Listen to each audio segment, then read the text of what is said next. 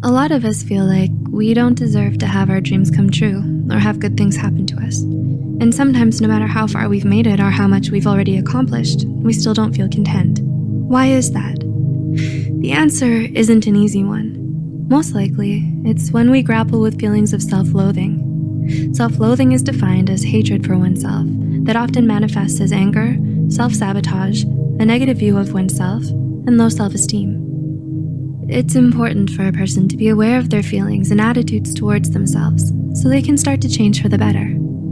You tear yourself down. Self-hate makes you your own worst critic. Keeping an eye on your shortcomings is a good thing, but not allowing yourself room to breathe stems from an immense dislike for your current self.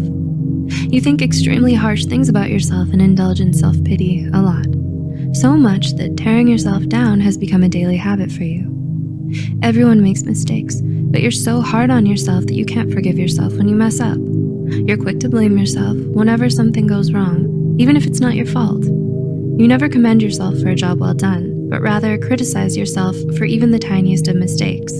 You're plagued by feelings of guilt, worthlessness, and inadequacy that manifest themselves as frequent complaints about yourself and your life. You feel insecure around others.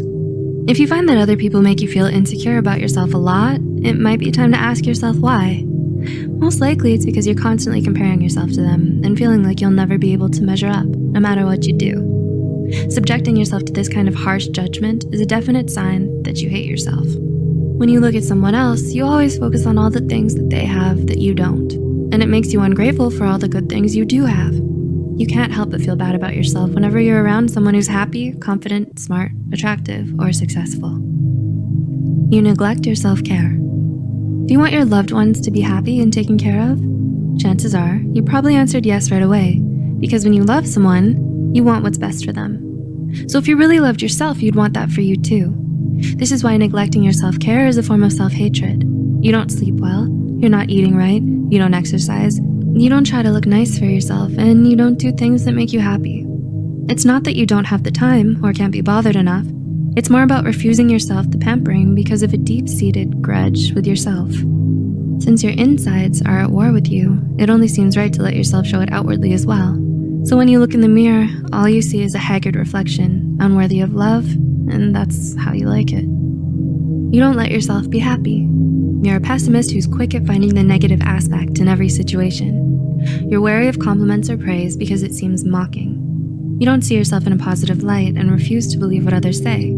However, you do take their criticism to heart because it reinforces your view of yourself. You're not comfortable letting other people help, as you believe your troubles are yours alone and you deserve them. You find it hard to feel good about yourself. And this is what sucks all the joy out of your life. You resent the way you are and deprive yourself from anything, even remotely akin to delight. These are just a few of the ways that you deny yourself happiness, perhaps even unknowingly, as you fester in your own self-hatred. You isolate yourself from others. You struggle to maintain relationships with others because you feel like you don't deserve their love. Often you feel their attention and love is a burden for you.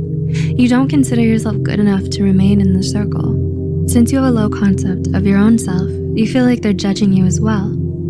It may look like they're doing you a favor by including you, so you stay back because you think they're better off without you.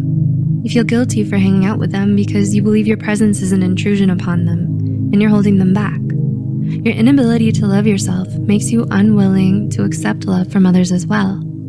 As a result, you isolate yourself to refrain from inconveniencing others with your presence.